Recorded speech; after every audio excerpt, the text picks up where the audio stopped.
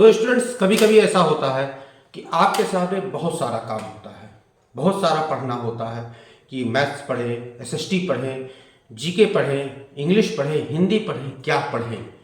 और इन ढेर सारे कामों में आपका मन एकदम से ऊब सा जाता है कि क्या पढ़ें क्या छोड़ें। यह आपके सामने बहुत बड़ी दिक्कत आती है।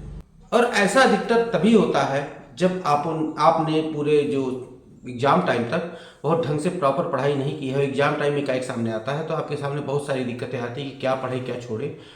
तो ऐसी कुछ टिप्स मैं आपके लिए लेकर आया हूँ कि जो आपके लिए बहुत ही फायदेमंद सिद्ध होने वाली हैं कि एग्जाम टाइम में आप कैसे पढ़ें और कैसे अपने आप को बिल्ड करें कि आप एग्जाम को बड़े आसानी से क्रैक कर पाए। तो कुछ टिप्स हैं, उनको आप ध्यान से सुनिए और अगर वीडियो अच्छा लगेगा तो एक लाइक कर दीजिएगा। अब चलते हैं अपनी टिप्स की तरफ, लेकिन आगे बढ़ने से पहले जान लीजिए ये है आपकी अपनी क्लास एक्सीलेंस क्लास और यहाँ पे हर एक चीज़ हर एक बार आपको यूनिक डिफरेंट बताई जाती है। और ये मोटिवेशनल वीडियो आपके लिए आपको इतना ज़्यादा मोटिवेट कर देगा कि आप फिर कभी अपने एग्जाम से अपना जी नहीं चुरा पाएंगे। तो सबसे पहले आता है हमारा स्टैंड अप, मतलब एक पॉइंट है स्टैंड अप। स्टैंड अप में करना क्या रहता है कि आपको जब भी लगे कि आप पढ़ते पढ़ते ऊब रहे हैं, आपका पढ़ाई में मन नहीं लग रहा है, तो बार बार ये कहने के बजाय कि यार पढ़ने में मन नहीं लग रहा, अब क्या करें, मन में अंदर बार बार ऐसे फीलिंग लाने से अच्छा है अपने आप को कहना सीखिए कि स्टैंड अप, मतलब खड़े हो जाओ। उस समय आप खड़े हो जाइए, किताबें बंद कर दीजिए और जाइए 10 मिनट घूमिए फिरिए। 10 मिनट घूम फिर कर जब आएंगे अपने मन का काम करके आएंगे, जो करना हो वो कीजिए। 10 मिनट के ब्रेक में आप कहीं नहीं जाना चाहते, कुछ नहीं, आपका फेवरेट गेम मोबाइल पे उठाइए, ऐसा गेम खेलिए कि 10 मिनट में आपका गेम खत्म हो जाए। और फिर आप जब फ्रेश हो जाएंगे तो आप फिर से अपनी वही जो स्टडी है फिर से कंटिन्यू कीजिए। देखिए कि इससे कितना इफेक्ट आपकी पढ़ाई पर पड़ता है और आपके लिए जो एग्जाम प्रिपरेशन है, आपकी जो एग्जाम की तैयारी है वो बड़े आसानी से हो जाएगी। दूसरा पॉइंट आपके सामने ये रखता हूँ कि रिजल्ट्स, मतलब कभी भी अपने आप को रिजल्ट के लिए प्रेशर मत डालिए। मतलब लोगों से कहते सुना होगा कि तुमको फर्स्ट आना है, घर वालों से कहा गया होगा तुम्हें फर्स्ट आना है, टॉप करना है, या जो टीचर होंगे वो कह रहे होंगे। तो कभी भी अपने ऊपर रिजल्ट का प्रेशर मत आने दीजिए, क्योंकि रिजल्ट का प्रेशर जब भी आपके ऊपर रहेगा आप पूरे कंसंट्रेशन के साथ आप पढ़ाई नहीं कर पाएंगे, पूरे ध्यान के साथ पढ़ाई नहीं कर पाएंगे। क्यों? क्योंकि माइंड में आपके वही रिजल्ट चल रहा होगा। आपके मन में एक डर बैठ जाएगा कि मैं नहीं पढ़ पा रहा हूँ, क्या मैं फर्स्ट डिवीजन के लिए मैंने टारगेट किया था वो आ पाएगा, ये 40 कवर कर पाऊंगा या मैं पास हो पाऊंगा। ये सारी चीज़ें आपके माइंड में प्रेशर डालती रहेगी और ये सारी चीज़ें आपके माइंड में चलती रहेंगी तो आप कभी भी पढ़ाई को ध्यान से नहीं पढ़ पाएंगे। आप कुछ भी याद करेंगे आपके दिमाग में वो चीज़ नहीं टिकने वाली। श्योर मान के चलिए कि आप जब भी अगर इस प्रेशर को लेकर पढ़ाई करना शुरू करेंगे कभी भी एग्जाम के लिए अच्छे से तैयार नहीं कर पाएंगे। एग्जाम क्या है? एग्जाम है वे ऑफ प्रेजेंटेशन। किस चीज़ का प्रेजेंटेशन? अपनी एजुकेशन का, अपनी स्टडी का। एग्जाम में आपको अपनी एजुकेशन, अपनी स्टडी को प्रेजेंट करना रहता है। किस प्रकार से प्रेजेंट करना है ये आपको पूरे साल सीखना रहता है। और अगर पूरे साल आप रिजल्ट का प्रेशर लेके अपनी पढ़ाई को जारी रखेंगे तो आप अपनी जो एजुकेशन है उसे जो एक्सप्रेस करने का तरीका ही नहीं सीख पाएंगे और लास्ट में एग्जाम टाइम में जाकर आप उसे ढंग से एक्सप्रेस भी नहीं, प्रेजेंट ही नहीं कर पाएंगे। और जब प्रेजेंट नहीं कर पाएंगे तो निश्चित है आपका रिजल्ट खराब होना ही होना है। इसीलिए रिजल्ट का प्रेशर लेकर अपनी एजुकेशन को कभी मत कीजिए। बिल्कुल प्रेशर रिलीज करिए और लाइट माइंड होकर अपनी पढ़ाई जारी रखिए। देखिए किस प्रकार से आपकी जो पढ़ाई है वो आगे बढ़ती रहती है। अब अगला पॉइंट आता है teach your self. Teach your self का मतलब कि अपने आप को आप खुद सिखाते रहिए। टीचर तो आपको सिखा रहे हैं, लेकिन आप भी अपने आप को कुछ ना कुछ नया सिखाइए, कुछ ना कुछ क्रिएटिव करने का कोशिश कीजिए। जैसे आप क्रिएटिव करने की कोशिश करेंगे आपको आपकी एजुकेशन में बहुत ज़्यादा इंप्रूवमेंट देखने को मिल सकता है। ऐसा इंप्रूवमेंट जो अभी तक आपने एहसास नहीं किया हो, महसूस ना किया हो। हाँ, कुछ नया करने की कोशिश में मुश्किलें, समस्याएं सामने आ सकती हैं और समस्याएं यदि सामने आ रही हैं तो निश्चित जानिए कि आप सही रास्ते पर चल रहे हैं। तो हर समय कुछ नया सीखने की कोशिश किया कीजिए। हर समय अपने आप को कुछ टीच करने की कोशिश कीजिए कि मुझे अब ये करना है, मुझे अब वो करना है। जब भी नया करने की कोशिश करेंगे जो समस्या आपके सामने आएंगी वो कई प्रकार से हो सकती हैं। कहीं कहीं पर तो जैसे आपके खुद क्लासमेट ही आपके सामने समस्या बन जाएंगे, वो आपको बार बार अलग अलग तरीके से आपको डिस्ट्रैक्ट करने की कोशिश करेंगे, कभी कुछ कहकर, कभी कुछ कहकर, कभी कुछ आपके साथ करके, कभी आपके साथ कुछ आपको नुकसान पहुंचा के आपको तरह तरह से डिस्ट्रैक्ट करने की कोशिश करेंगे कि आप जो कर रहे हैं उससे डिस्ट्रैक्ट हो जाए और अंततः आपका रिजल्ट खराब हो जाए। जैसे कि आपने थ्री इडियट मूवी देखी होगी। थ्री इडियट मूवी में एक जो स्टूडेंट होता है जो ज़्यादा हिंदी नहीं बोल पाता, वो करता क्या है, वो यही करता है ना कि एग्ज़ाम वाले दिन में अपने फ्रेंड्स के जो रूम में कुछ फिल्मी मैगजीन्स, कुछ ऐसी कहानियों किताबें ऐसी डाल देता है कि वो उसमें उलझे रहें और अपनी पढ़ाई को ना पढ़ पाए, डिस्ट्रैक्ट हो जाए, और साथ साथ वो अपनी पढ़ाई को किया करता है। अर्थात यहाँ पे वो यहाँ पे इसी ये चीज़ आपको समझने लायक है कि जो ऐसे लोग होते हैं वो थोड़ा पढ़ते हैं लेकिन अपने से ज़्यादा पढ़ने वालों को डिस्ट्रैक्ट करते हैं कि उसको डिस्ट्रैक्ट कर दो तो वो उनकी जानकारी लेवल होगा वो कम हो जाएगा, जिससे कि वो स्वयं फर्स्ट आ सकते हैं। तो ऐसी समस्या आपके सामने अधिकतर आ सकती हैं। तो जब भी नया करने की कोशिश कीजिए, नया कोई समस्या आ रही है तो समस्याओं से बिना डरे आगे बढ़िए, और जब भी समस्याएं आएंगी तो ये आपके लिए एकदम पक्का हो जाएगा कि आप सही रास्ते पर आगे चल रहे हैं। अगला पॉइंट है चेंज योर लोकेशन। अब लोकेशन क्या चेंज करना, जैसे कहीं कहीं पर होता है कि पढ़ते पढ़ते एक ही जगह पढ़ रहे हैं, ऊब गए। जैसे अपने घर पे या पढ़ रहे हैं एक ही रूम में, एक ही दीवार, एक ही लोकेशन बार बार देख रहे हैं तो ऊब गए। तो लोकेशन अपनी बदलते रहिए, कभी किसी फ्रेंड के घर चले जाइए, कभी कहीं चले जाइए, कभी बाहर चले जाइए। तो बहुत सारे लोग कहेंगे कि हम तो एक ही घर में रहते हैं, 2 कमरे का घर है, कोई दिक्कत नहीं है, कभी इस कोने में, कभी उस कोने में, कभी छत पे, कभी घर से बाहर बैठ के पढ़िए। और कोशिश ये कीजिए कि जो आप जहाँ बैठे पढ़ रहे हैं वहाँ पे तरह तरह के जो नेचर के वॉलपेपर हैं उन्हें लगाइए, और हर 15-20 दिन में वॉलपेपर चेंज कर दिया कीजिए। तो वॉलपेपर चेंज करने से ऐसा होगा कि आपका जो वहीं पर एक ही जगह की लोकेशन बार बार बदलती रहेगी। तो लोकेशन चेंज करने से अधिकतर पढ़ाई में जो डिस्ट्रैक्शन होती है वो कम हो जाती है, खत्म हो जाती है। तो ये ध्यान रखिए कि जब भी आपका एक ही जगह पे पढ़ते पढ़ते मन उब जाए तो आप अपनी लोकेशन जरूर चेंज कर लीजिए। क्लियर। फिर आता है फेथ। फेथ मतलब होता है अपने ऊपर विश्वास रखना। आपको अपने ऊपर कितना विश्वास है ये एग्जाम में नजर आ जाता है। आपको जैसे एग्जाम टाइम में कोई भी सब्जेक्ट आपने पढ़ा है, कोई भी चीज़ पढ़ी है, कोई भी लेसन पढ़ रखा है, जैसे इंटर की ही किताब ले लीजिए, उसमें द रेड ट्रैप आपने अभी जो पढ़ा रहा हूँ वो पढ़ लिया आपने, और लास्ट मोमेंट पे आप आज के बाद फिर उस लेसन को देख नहीं पाए, और लास्ट मोमेंट में एग्जाम टाइम में आपको उसी में से क्वेश्चन आ गया, तो वहाँ पर आपको आपके ऊपर का विश्वास दिखाना है। मतलब वहाँ पे जो लेसन आपने पढ़ रखा है उस लेसन से यदि क्वेश्चन आ रहा है तो पहली बार जो दिमाग में आंसर आएगा वो 90% लगभग सही ही होता है, अगर ना भी पढ़ के गए हो तो। और उसके बाद उस आंसर पे आप जितना थिंक करते जाएंगे, जितना सोचते जाएंगे, वो आंसर की जो सही होने की जो परसेंटेज है लगातार कम होती जाएगी। तो वहाँ पे आपको अपने ऊपर फेथ रखना है। और वो स्टूडेंट जो अगल बगल झांकते रहते हैं उनको अपने ऊपर फेथ नहीं होता, अपने ऊपर विश्वास नहीं होता कि क्या जो मैं जानता हूँ ये सही जानता हूँ, तो क्या आप जो बगल में जिस बच्चे का देखकर अपनी कॉपी पे लिख रहे हैं, क्या आपको विश्वास है वो सही लिख रहा है? कभी विश्वास नहीं हो पाएगा, क्योंकि आप जो खुद पर विश्वास नहीं कर रहे हैं तो दूसरे पर कैसे विश्वास कर ले। दूसरे पर विश्वास करके अगर जो काम करता है उसका तो रिजल्ट निश्चित ही खराब होता है। तो सब अवश्य ध्यान रखिए कि आप अपने ऊपर विश्वास रखिए, फेथ रखिए कि जो कुछ मैंने पढ़ा है वो सही पढ़ा है, या ना कि जो बगल वाला है वो सही लिख रहा है। एग्जाम में मैंने स्टूडेंट्स को देखा है कि जो क्वेश्चन होता है उस क्वेश्चन में वो 1 लाइन या 2 लाइन या 4 लाइन 5 लाइन का जो आंसर होता है एक्यूरेट आंसर देके फाइनल कर देते हैं।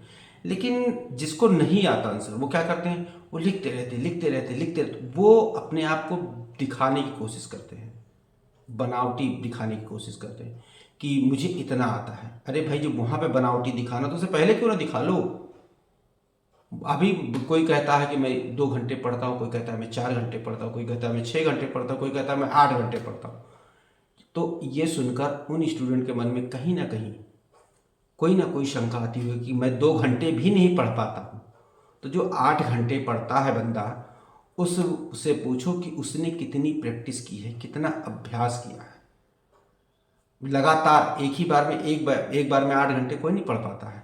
लगातार अभ्यास करने से बनता है। 8 घंटे पढ़ने का जो जो टाइम ड्यूरेशन होता है वो लगातार अभ्यास से बनता है। स्टूडेंट होते हैं कि जो 2 घंटे बैठ के नहीं पढ़ पाते हैं, लेकिन उनके मन में कहीं ना कहीं होता है कि मुझे 2 घंटे से ज़्यादा पढ़ना चाहिए।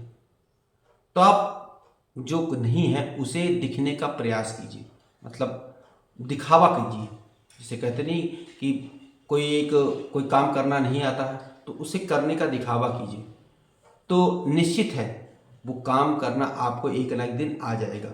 यदि आप 2 घंटे बैठ के नहीं पढ़ सकते हैं तो आप कोशिश कीजिए, दिखावा कीजिए। पहले बैठिए 2 घंटा, मतलब भले किताब लेके ना पढ़िए लेकिन किताब खोल के दिखावा तो कर सकते हैं 2 घंटे बैठने का। तो 1 दिन, 2 दिन, 3 दिन या 1 हफ्ते में आपको 2 घंटे बैठने की आदत पड़ जाएगी। और जब 2 घंटे बैठने की आदत पड़ जाएगी तो आप 2 घंटे बैठकर पढ़ भी सकते हैं। बहुत इंटरेस्टिंग सी स्टोरीज का इसमें याद आती है कि जो ना हो उसको दिखावा किस प्रकार से किया जाता है। कि एक बार एक लड़की की शादी होती है, नई नई घर पे जाती है अपने, तो सास से उसकी बनती नहीं है, जो सास से हरदम लड़ाई झगड़ा किया करती है। तो कुछ दिन बाद वो अपने घर आती है तो उसके पिता एक डॉक्टर होते हैं, वैद्य होते हैं। वो अपने पिता से कहती है कि पिताजी मुझे मेरी सास से मेरी बनती नहीं है, मैं किसी दिन उनको मार डालूंगी। तो उनके पिताजी कहते हैं बेटा ऐसा मत करना, अदरवाइज तुम जेल चली जाओगी तो मैं क्या करूँगा। तो कहती मुझे किसी तरह मेरी सास से छुटकारा दिलाओ। तो उसके पिता करते क्या है, एक दवा की पुड़िया बनाते हैं और कहते बेटा इसे ले जाना और रोज अपनी सास के खाने में थोड़ा थोड़ा डाल दिया करना, और इससे ये होगा कि धीरे धीरे उनके शरीर में जहर फैल जाएगा और वो मर जाएंगे, तुम्हारे ऊपर कोई शक भी नहीं करेगा। और तुम्हें अपने शक को दूर करने के लिए उनके साथ रोज अच्छा बनने की कोशिश करना, मतलब दिखावा करना कि तुम बहुत ही अच्छी बहू बन गई हो। उनके रोज से बहुत सेवा करना, हाथ पैर दबाना। तो अच्छा, ये लड़की वो दवा की पुड़िया लेकर अपने घर चली जाती है, अपनी सास के खाने में थोड़ा थोड़ा करके उसे देने लगती है। लेकिन अपने पिता की इंस्ट्रक्शन वो भूलती नहीं है, वो बिल्कुल पूरी तरह से चेंज हो जाती है। वो दिखावा करने लगती है कि मैं अच्छी बन चुकी हूँ, मैं आपकी बहुत सेवा करती हूँ। कुछ दिन बाद वो फिर वापस आती है और अपने पिता के पास बैठकर रोने लगती है। फिर पिता पूछते क्या हुआ बेटा, तो कह रही है कि मेरी सास बहुत अच्छी है, वो मुझे माँ की तरह प्यार करती है और अब मैं उन्हें मारना नहीं चाहती। तो उसे समझाते हैं उसके पिता कि बेटा जब तुम बेटी बन के रहोगी घर पे तब तुम्हारी सास तुम्हारी माँ बन के रहेगी, और ये दिखाओ मैंने तुम्हें इसीलिए करने दिया था कि तुम दिखावे के लिए ही अच्छी बनो, लेकिन एक अगर दिखावे के लिए अच्छी बनोगी तो एक दिन तुम वास्तव में अच्छी बन जाओगी। तो कहती पिताजी मुझे मेरी सास को नहीं मारना है, कोई ऐसी दवा की कार्ड बताइए कि उस जहर का असर खत्म हो जाए। उसके पिता बताते कि कोई इसमें जहर नहीं था, वो एक भस्म थी जो मैंने तुम्हें दी थी, बस तुम जिस तरह अभी तक दिख के बन रही थी अच्छी, अब जाके वास्तव में अच्छी बन जाओ। तो यहाँ पे इस कहानी से शिक्षा मिलती है कि हम लोगों को जो नहीं है उसे दिखने का प्रयास करना चाहिए। एक दिन प्रयास करते करते हम लोग वास्तव में उतने अच्छे बन जाते हैं। उसी प्रकार से अगर आप 2 घंटे बैठकर नहीं पढ़ सकते हैं तो दिखना प्रयास तो कर सकते हैं, दिखावा तो कर सकते हैं कि 2 घंटे में पढ़ रहा हूँ। एक दिन आप 2 घंटे बैठ के पढ़ने लगेंगे तो फिर 4 घंटे का, फिर 6 घंटे का, इस तरह करके आपका टाइम ड्यूरेशन बढ़ जाएगा और आप आराम से बैठकर पढ़ने लगेंगे। तो बस ये चीज़ ध्यान रखिए कि आपको अपना जो टाइम ड्यूरेशन है वो बढ़ाना है पढ़ने का, और पढ़ने का टाइम ड्यूरेशन बढ़ा लेंगे तो आपके लिए जो शुरू में मैंने बताया था कि ये भी पढ़ना वो भी पढ़ना वो भी पढ़ना, सारी चीज़ें सारे रास्ते आसान हो जाएंगे। सारे सब्जेक्ट जब आप पढ़ना शुरू करेंगे तो आपके सामने एकाएक किसी सब्जेक्ट का पूरा लोड सामने नहीं चला आएगा। बस आपको अपने आप को ज़्यादा देर तक बैठकर पढ़ना है। बहुत सारे लोगों से मैंने सुना है, बहुत सारे स्टूडेंट से मैंने सुना है कि एग्ज़ाम टाइम में ये मत करो, वो मत करो, यहाँ मत जाओ, वहाँ मत जाओ। तब क्या करो? जब भी एग्ज़ाम शुरू होने वाले हों तो क्या आप अपनी सारी शरीर की एक्टिविटी को रोक देंगे? नहीं ना। अगर आप खेलने जाते हैं तो खेलेंगे नहीं, तो आपका जो ध्यान है वो किस तरह से कंसंट्रेशन है वो पढ़ाई में आपका लग नहीं पाएगा। तो आप अपने जो एक्स्ट्रा एक्टिविटी है, जो पढ़ाई से अतिरिक्त कहीं घूमने जाना, खेलना, मोबाइल पे गेम खेलना, टीवी देखना, ये सारी चीज़ें ये जितनी क्वांटिटी में आप करते थे उनसे थोड़ा कम कीजिए, लेकिन बंद मत कीजिए। ये चीज़ें यदि आप एकदम से रोक देंगे तो आपकी पूरी लाइफ चेंज हो जाएगी, पूरी लाइफ आपके सामने बदल जाएगी। तो आपका सामने बहुत ज़्यादा दिक्कतें खड़ी हो जाएगी। एज एग्जाम्पल, जैसे कि सुबह आप ब्रश करने जा रहे हैं और एग्जाम टाइम में क्या ब्रश करना छोड़ देंगे? नहीं, क्योंकि अगर उसे छोड़ दिया तो आपके मुंह से बदबू आने लगेगी। ठीक इसी प्रकार से जो अभी तक आपके शरीर जो लाइफ स्टाइल थी, उस लाइफ स्टाइल को एकदम से चेंज कर देंगे एग्जाम के लिए, तो आपके सामने कई सारी समस्याएं आ सकती हैं। तो एग्जाम टाइम जब भी आए, सारी चीज़ें बंद मत कीजिए। जो भी आपकी लाइफ स्टाइल है एकदम से परिवर्तित मत कीजिए। हाँ, एक्स्ट्रा जो समय आप उसमें खेल कूद में देते थे, उस समय को कम कर लीजिए, थोड़ा सा कम कीजिए समय, जितना समय उसमें कम कीजिए उतना आप अपनी एजुकेशन में बढ़ा दीजिए, लेकिन कोई भी एक्टिविटी को बंद मत कीजिए।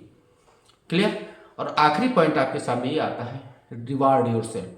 अपने आप को आप शाबाशी दीजिए, अपने आप को तोहफा दीजिए, गिफ्ट दीजिए। जैसे आप पढ़ने बैठे और आपने क्या किया कि एक टारगेट सेट कर लिया कि मुझे इस टॉपिक को ख़त्म करना है, और उस टॉपिक को ख़त्म करने के बाद अपने लिए कोई रिवार्ड रख लीजिए छोटा सा, कि इस चीज़ को ख़त्म करने के बाद मैं अपने आप को खुद गिफ्ट दूंगा। सुनने में अजीब लग रहा है ना, लेकिन नहीं, बहुत अच्छी टेक्निक है ये, कि कोई भी टॉपिक ख़त्म करने के लिए आप अपने उस चीज़ के लिए अपने के लिए रिवार्ड रख लीजिए, उपहार रख लीजिए, कि ये उपहार मैं तभी हाथ लगाऊंगा, ये उपहार मैं अपने आप को तभी गिफ्ट करूंगा जब ये टॉपिक मैं ख़त्म कर लूँगा। तो इससे ये होगा कि आपका जो इंटरेस्ट है वो बना रहेगा। कोई भी चीज़ आपने खरीद के, एक छोटा सा पेन ही खरीद के रख लिया सुंदर सा, और कहा इस पेन को मैं अपने आप को तभी गिफ्ट करूंगा जब मैं इंग्लिश का ये लेसन क्लियर कर लूँगा। और जैसे उस इंग्लिश को, उस लेसन को क्लियर कर लिया, तो आप अपने आप को गिफ्ट कर लीजिए। इससे आपको एकदम मानिए, यकीन मानिए, बहुत ज़्यादा बेनिफिट होगा। पहले भी वीडियो में मैंने आपको बताया है कि कभी भी टाइम बेस पर मत पढ़िए, हमेशा टॉपिक बेस पर पढ़िए, अपने टास्क वाइज काम कीजिए। तो अभी बता रहा हूँ कि उस टास्क के बाद अपने आप को रिवार्ड दीजिए कि मैंने ये काम कर लिया, अब मैं ये इस इनाम का अधिकारी हूँ। अपने आप को रिवार्ड दीजिए। ना उस समय कोई चीज़ खरीद पाए तो अपने आप को रिवार्ड रूप में कुछ एक्स्ट्रा टाइम दे दीजिए कि मैंने अपना कार्य खत्म कर लिया, मैंने अपना टॉपिक खत्म कर लिया, और अब मुझे रिवार्ड के रूप में इतना स्पेयर टाइम है, अब इस टाइम को मैं खेलूंगा, गेम खेलूंगा, टीवी देखूंगा, म्यूजिक सुनूंगा, कुछ भी करूंगा जो मुझे पसंद हो। तो अपने आप को रिवार्ड देना जरूर सीखिए। और आखिरी और एक्स्ट्रा बोनस पॉइंट जो होता है वो ये है कि बहुत सारे स्टूडेंट कंप्लेन करते, कंसंट्रेट नहीं हो पाते पढ़ते समय। कंसंट्रेट होता क्या है, मतलब कहीं पर किसी चीज़ को एकदम ध्यान से लगा के करना। और बहुत सारे स्टूडेंट ये कहते हैं कि अरे मैं 8-8 घंटे पढ़ता रहा, कंसंट्रेट इतना हो गया कि मुझे कुछ पता ही नहीं लगा। तो गलत बोल रहे हैं। एक चीज़ ध्यान रखिए कि कंसंट्रेशन से अगर पढ़ाई कर रहे हैं तो 40 से 50 मिनट, इससे ज़्यादा कंसंट्रेट किसी का भी नहीं होता है, डूब के यदि पढ़ रहे हैं। और यदि कोई ऐसी इससे अतिरिक्त बताता है कि मैं 2-2 घंटे कंसंट्रेट से डूब के पढ़ाई करता रहा, तो झूठ बोल रहा है। क्योंकि 40 से 50 मिनट के बाद माइंड को रिफ्रेशमेंट चाहिए ही चाहिए। अगर आप जिद्दी हैं, आपने कहा नहीं मैं अपना कंसंट्रेशन नहीं टूटने दूंगा, तो आप 1 घंटे ज़्यादा चल सकते हैं, लेकिन उसके बाद आपको रिफ्रेशमेंट चाहिए ही चाहिए। तो ध्यान रखिए कि जब भी पढ़ने बैठिए, कंसंट्रेशन आपको अगर बनाए रखना है तो हर 40 से 50 मिनट के बाद एक ब्रेक जरूर लीजिए। उस ब्रेक दौरान आपको जो मन कहे वो कीजिए। लेकिन अगर आप ऐसे ही पढ़ रहे हैं, खाली दिखाने के लिए पढ़ रहे हैं कि बैठे पढ़ने पलट रहे हैं, क्या पढ़ रहे हैं कुछ पता ही नहीं है, तो आप 2 घंटे पढ़िए, 4 घंटे पढ़िए, उससे कोई फर्क पड़ने वाला नहीं है। ना आपकी कंसंट्रेशन पे फर्क पड़ेगा, ना आपकी एजुकेशन पे फर्क पड़ेगा। लेकिन यदि आप डूब के पढ़ रहे हैं, बिल्कुल मन लगा के पढ़ रहे हैं कि आपको आसपास की चीज़ों का कोई ध्यान ही नहीं है, कोई आपके भाई बहन शोर मचा रहे हैं उससे कोई मतलब नहीं है, बाहर क्या चल रहा है उससे कोई मतलब नहीं। अगर आपको डूब के पढ़ रहे हैं तो आपको 40 से 50 मिनट के बाद आपको ब्रेक लेना ही लेना है। अदरवाइज आपका माइंड इतना ज़्यादा थक जाएगा कि आप जो है आगे पढ़ाई नहीं कर पाएंगे। क्लियर। तो ये था जो है मेरा बोनस पॉइंट, जो कि मैं आपके लिए लेकर आया, और उम्मीद करता हूँ इस बोनस पॉइंट के साथ आप अपनी कंसंट्रेशन को बनाए रखने में आपकी मदद करेंगे। तो वीडियो कैसा लगा आपको, कई बात कमेंट करके जरूर बताइएगा, क्योंकि कमेंट करेंगे, कोई भी कमी होगी, कोई भी फॉल्ट होगी, तो वो कमेंट के माध्यम से आप मुझे बताएंगे, तो नेक्स्ट वीडियो में मैं आपको जो आपके लिए वो उस जो कमी को दूर जरूर करूँगा। अगर वीडियो अच्छा लगा हो तो एक लाइक कर दीजिए, और लाइक करने के साथ साथ अपने उन सभी दोस्तों में शेयर कर दीजिए जो पढ़ रहे हैं। बहुत सारे लोग अभी एग्ज़ाम की तैयारी कर रहे हैं, जो बड़ी क्लासेस में पढ़ रहे हैं, जो हायर क्लास है, जो इंटर के बाद वाली क्लासेस हैं, उसमें कुछ जगह पे एग्ज़ाम होना है, एग्ज़ाम के लिए पढ़ रहे हैं, तो उन तक ये वीडियो जरूर पहुंचना चाहिए, क्योंकि उनके एग्ज़ाम टाइम के लिए ये वीडियो उनके लिए एकदम रामबाण साबित होने वाला है। तो मिलते हैं अपने अगले वीडियो लेक्चर में। Till then stay tuned with our channel, keep watching, keep learning, take care, thank you and bye bye.